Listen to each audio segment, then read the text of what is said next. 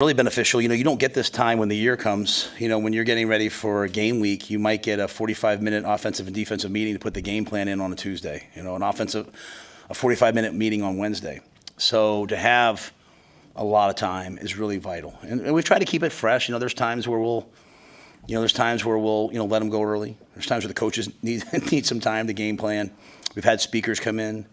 Tonight's the talent show, so tonight will be make fun of Coach Rhule night.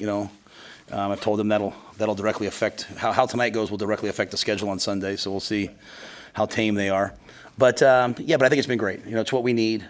We have a very old team and a very young team at the same time.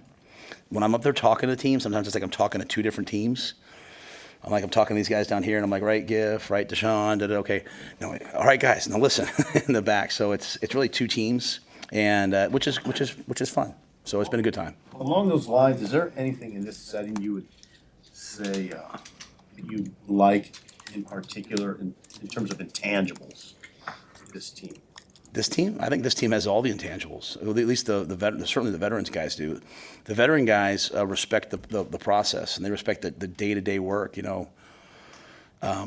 So much to me of being a great football team is being in the moment and maximizing every day and every opportunity. The process is not the schedule. It's this mindset of, hey, we're going to dominate the things that we can attack, that we can control. And we have guys who work. Every day I get into it with Ed Foley because, Johnny Bullock or Tommy Hill's running down on scout kickoff, and he's like, Matt, I tell them not to, but they jump in and they run down, and so we have just such a tremendous work ethic with our veteran guys. Our younger guys, it's a work in progress, right? Which it should be, right? They're young, so but they certainly have all of the football character and football integrity they need to learn from is right in that room. I'll give you an example. It's hard to have a great team when you have entitlement. And we have a lot of great players who've always gotten things. They sometimes expect things, right?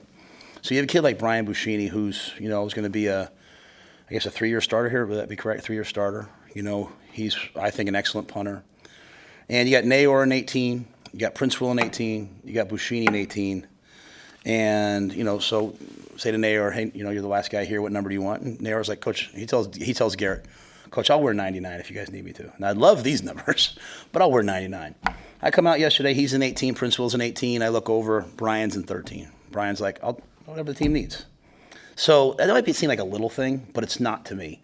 And so I love that character, that integrity, making it more than just about myself. Our older guys, they don't have main character syndrome. They don't think everything's about them. So that should allow us to have a pretty selfless team out there. Hey, Coach, last weekend you kind of challenged your players and your coaches, saying they're on the cusp of being a really good team and challenging the coaches to watch film. How have you seen that response in the last week of camp? Yeah, and when I said that last week, I think that's right where you're supposed to be. I don't think we can say we're a really good team until we prove it. I do like the way we've worked this week. I thought this was a challenging week. Week 3 is the highest volume week. This was week 4, and so sometimes people can start to let up, but I didn't sense any let up this week. We'll see how the mock game goes tomorrow. And what we, like on Monday, I didn't have the veterans practice. I had them coach. I had the young guys practice. And really, we're just trying to collect a couple young guys to prove that they're ready to go if we need them. And so if an Amari Sanders comes through, then the team's that much better, right? We know Ja'Cory is already kind of in that mix. Obviously, Dylan's in that mix. But just trying to challenge some of those younger guys, like I said, the Amari Sanders, the Caleb Bennings, those guys, especially on defense, where we have a veteran defense to come through, and I think we're seeing that progress happen. So we'll need another great week of elite preparation. It's a challenge this week. Even as you watch UTEP's personnel, you might be watching an Eastern Kentucky player, then you're watching a UTEP player, then you're watching an Austin P player. You might be watching a player from Florida State.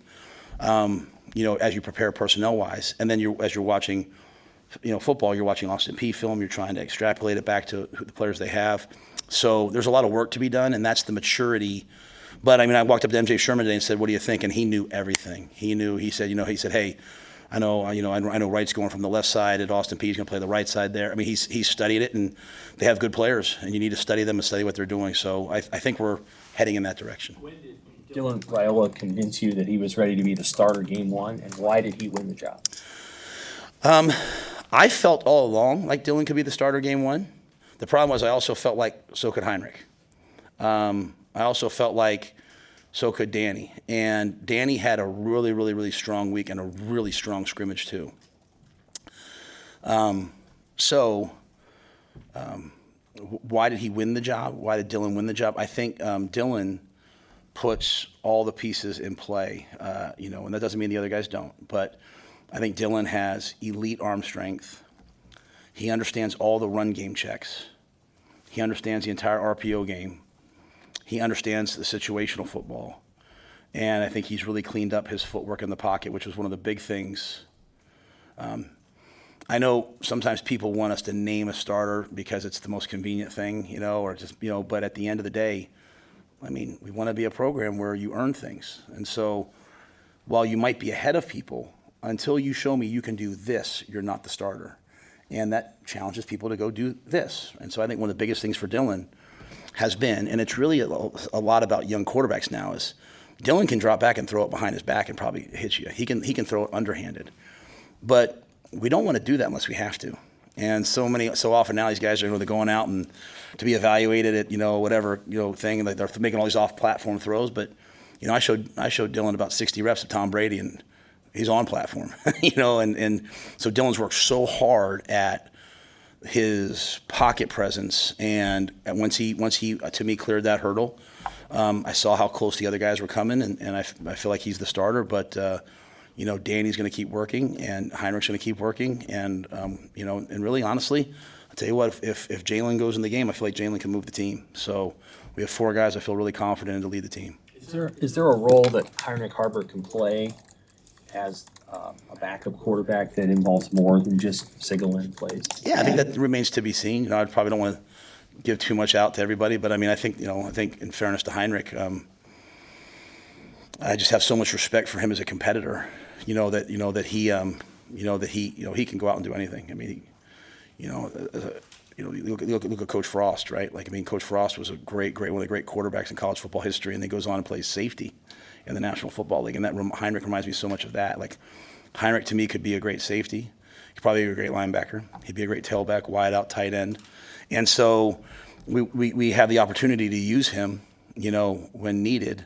At the same time, I also don't want to lose my number 2 quarterback because, he ran a dive. So there's a fine line there. But we're not going to play this year out of fear. We're not going to play like, what if this goes wrong? I know sometimes that's the way people think. That's the way sometimes I think. But we've made a decision this year that we're going to attack. We're going to go all in on this team and attack with everything we have. And Heinrich's a big part of that, so we're going to use him. Who do you start at kicker? What's your kicker outlook? Right? That's not determined yet. That'll be determined probably. It'll probably be determined late next week, maybe even on game day. All the way to Thursday, Friday. Yeah, in my brain, like I said, Eric Crouch told me stories about sitting at breakfast waiting for Coach Gill to tell him who was starting a quarterback that day. There's nothing wrong with that in my mind. You're giving everyone every opportunity to show what they can do, and they're doing a good job. I'd be way more. I'm concerned about the kicking. Make no mistake. I think I've been very transparent with that. Because we have an injury to our starter and some unproven guys.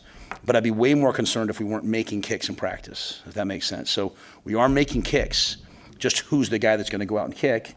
And we believe in letting our players prove us right. So if Johnny goes out there, if Nico goes out there, we're going to go out. We're going to put the ball down and expect him to knock it through. And if Tristan's ready to go, and I think last week Ed or I said he was about 90%. That's true, but 90%. There's a big difference between 90 and 100% in football.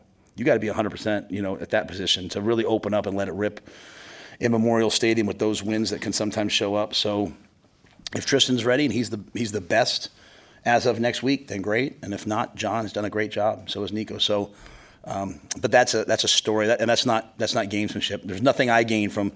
They don't need to know they're not trying to figure out who the starting kicker is, right? There's nothing gamesmanship. It's just Tristan entered the mix late. We're going to take it all the way up till next week and see who the guy is. So when did you let the quarterbacks know of the decision, and for all 3 of them, how did they handle that? The morning that we released it, I brought Heinrich in first. talked to him. I brought Danny in next, talked to him, and walking off the field, I told Dylan that, hey, we just released a graphic that you're the starter. Yeah, I mean, so it's not really in our world. This isn't really as big as it is maybe outside, right? Like at the end of the day, everyone's really just worried about themselves and competing. And Heinrich, like I said, Heinrich is a Cornhusker. He's a Nebraska guy. Like he's for this team, and I think he recognizes how good Dylan has played. He also understands how the season goes, and he has to keep getting better and better and better at quarterback because he's made a big jump at quarterback from last year to this year. And we can win with him. And he also wants to have another role, so we'll have that ready for him too. And then Danny, I think Danny sees how good he's gotten. And I think Danny recognizes the future he's going to have. So he's just saying, he had said to me earlier in the week, I just take every rep and I'm trying to get myself ready. If you ever need me, I'm ready to go. So we have great character in that room. Is Heinrich clear number 2 right now? Yeah, but Danny's battling for it. We wouldn't waste Danny's year in a mop-up situation. You know what I'm saying? Like, we wouldn't put Danny in at the end of a game. Danny gets 4 games. So if all of a sudden we have a couple injuries and he's the starting quarterback, we're going to go win with Danny Kalen. That make no mistake about it. We're going to go win with Daniel.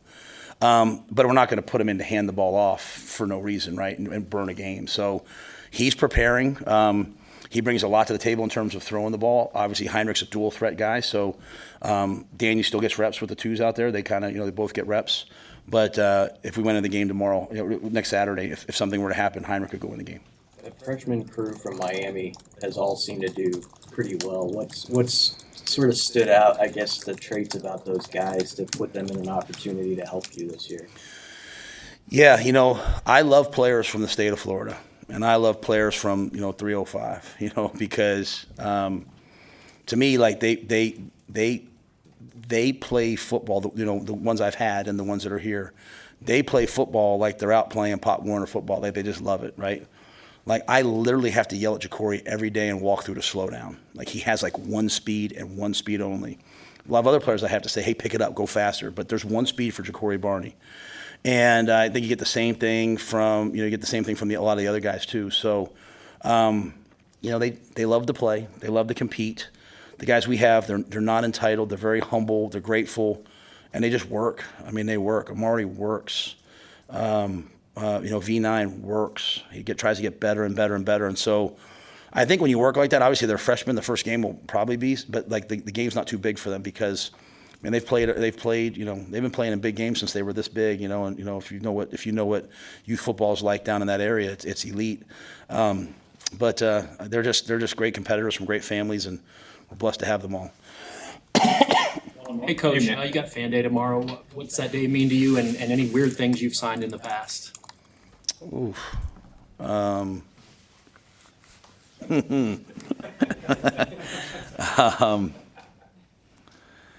I can't think of anything weird.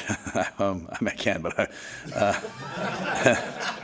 I think the one unique thing sometimes is that sometimes people will, I've been honored. I'll say that I've had people, whose fathers passed away, and they've brought me like a flag from them being in the military. They'll sit in my office. So sometimes I'm like honored with what it means to be the head coach at the University of Nebraska and how much that means to people. And so, they told me, there's 900 kids signed up, for me to sign stuff for. And obviously I love kids, and, we do all the pictures with all the kids at youth camp. It's about 1,000 pictures a day, and we love it.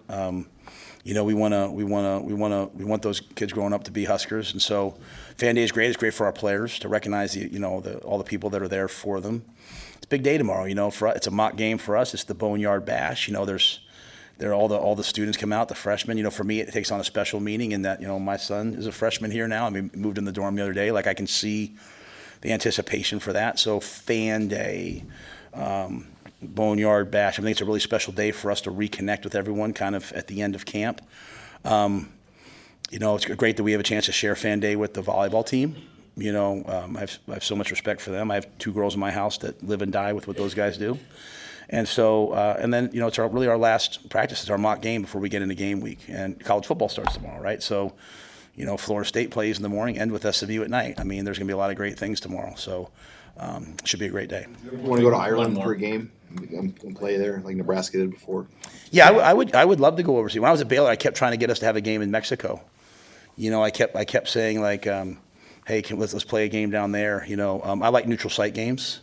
Like, I was one of the guys pushing for when we played in Cincinnati in a couple of years and playing them in Indy. I think when you're playing non-conference games and you can play them at neutral sites, that's interesting, especially, it's a kind of a cheat code for us because Nebraska, Husker Nation will turn a neutral site into a home site. So I think it's really powerful for us.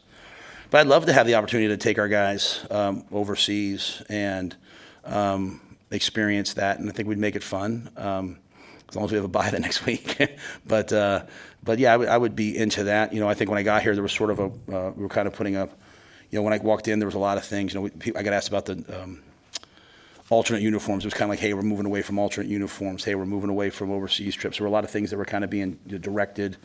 And that's fine. I don't care about those things. My job is to rebuild the team, rebuild the roster. I mean, you start getting worried about too many other things and you don't really do your job. And so I focus on that. But if an opportunity came, I would certainly do that for our guys.